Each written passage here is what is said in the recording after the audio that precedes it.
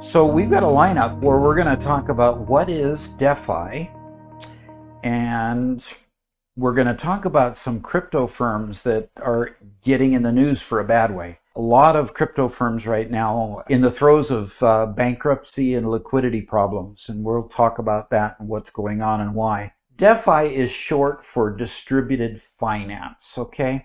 So we see the short definition down here. DeFi is an umbrella term for peer-to-peer financial services on a public blockchain.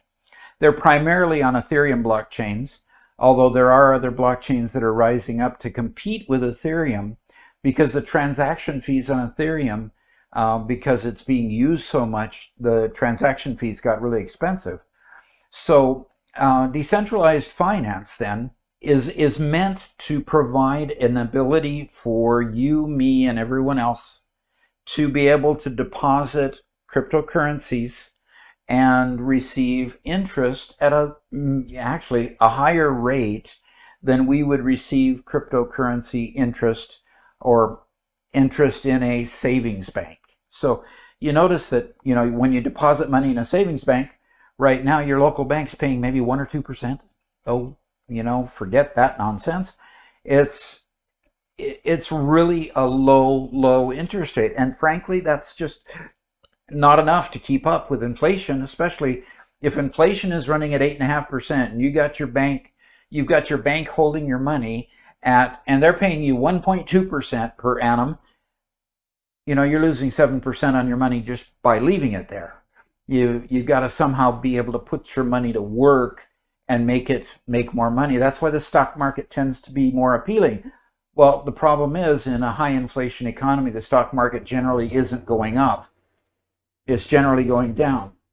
Well, the problem with that is, where do you put your money? Where do you get some good returns on your money? Well, it's hard to do that in an inflationary economy. But the reason why DeFi became important was that it takes the premise of being a bank, meaning you can automatically deposit your money, and being able to automatically deposit your money, you don't have to fill out any forms, so you don't need to apply for anything or open an account even.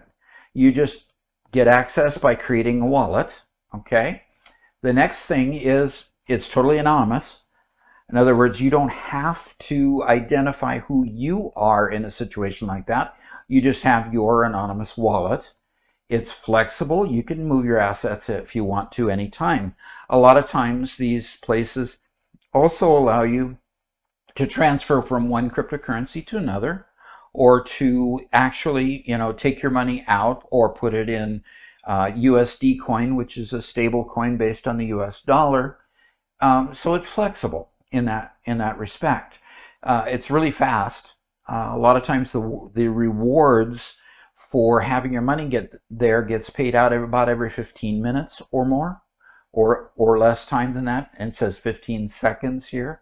So everybody can get involved with it. There's no barriers to entry other than having the technology to get on the blockchain, which means you'd have to have an internet connection or a phone that's able to connect to the internet. So how does it work? Well, what happens is a lot of times they don't have money that they would be able to lend you on a car, for example. You would be able to put your collateral up, and the collateral is usually other coin. So the collateral that you put up is coin. So you put in a bunch of Bitcoin and it's worth a certain amount. And maybe you want to take USD coin out as a loan. So you take USD coin out and put it somewhere else, and maybe you put it in your Coinbase account so you can deposit it in your bank. That's a way that you can convert the funds that you have retained in Bitcoin and pull it out and put it in your bank, for example. Well, so lending, you can lend money out in that situation, and you can also get loans based on the collateral that you put in. You can trade, you can save in there and just leave your money in there and just let it be loaned out and collect the interest. They also, some of them let you, use it as a casino and bet like you do with futures contracts, puts and shorts.